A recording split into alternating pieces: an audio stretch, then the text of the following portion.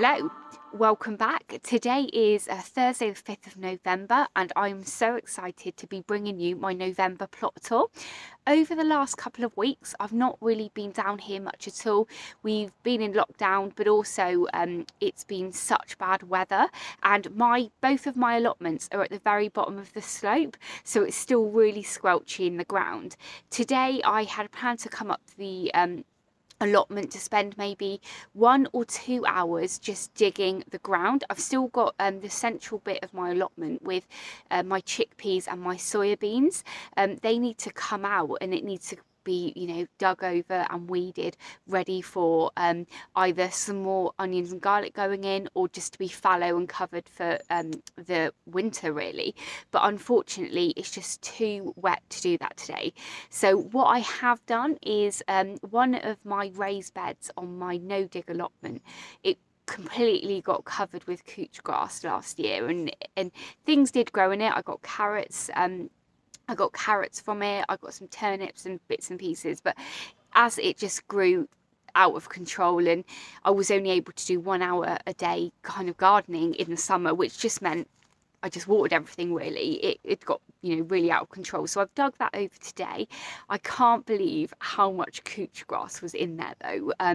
It's just loads of it. So usually I would put everything on the compost heap, but I've bagged that up separately, and I'm going to take that home today and put that with my local council. They collect all my green waste that I put out the front. So I will put that in a green waste bag, because I just don't want to run the risk of actually getting any of that in my compost to grow again. But I'm really pleased that I've managed to get that done. There is still lots of kind of roots really deep down, so I think I will need to give it a good forking over. I was hoping maybe that I could plant onions in it and just get the last pack of onions I've got in the ground, but it's just going to be completely pointless to do that, because it will just come back with couch grass if I don't get all of it out.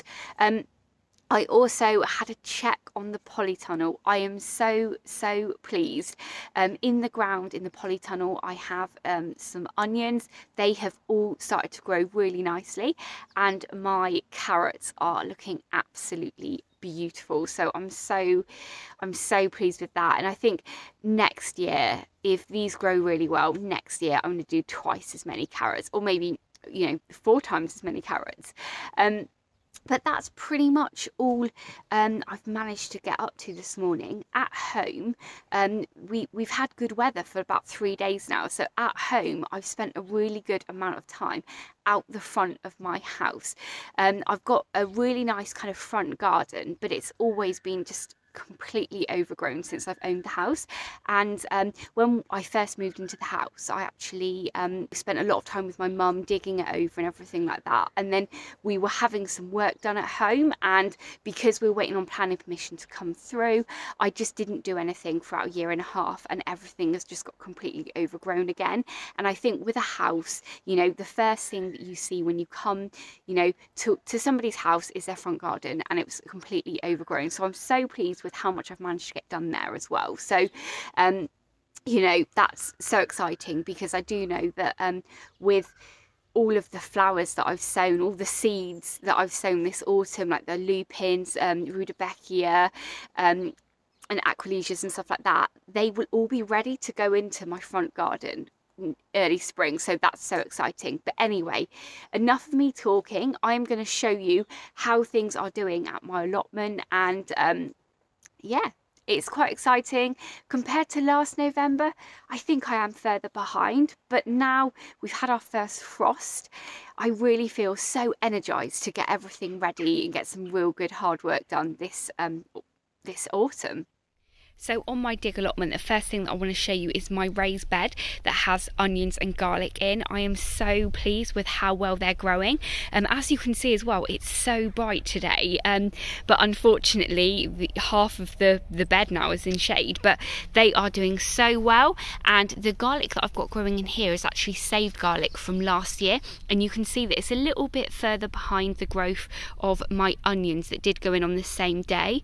But I am so pleased, and this garlic is saved from last year's harvest, so this is a completely free crop this year.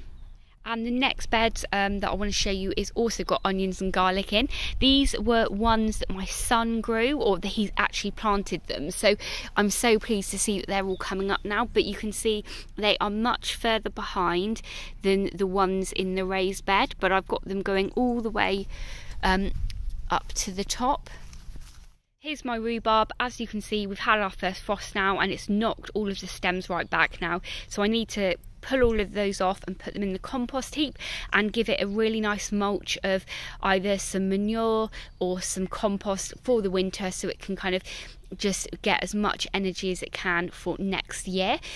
Going to kind of down here, I've got nothing growing in here at all, and right down at the end we have the remainder of an entire dalek of compost, and I put cardboard over the top and then some peat-free compost.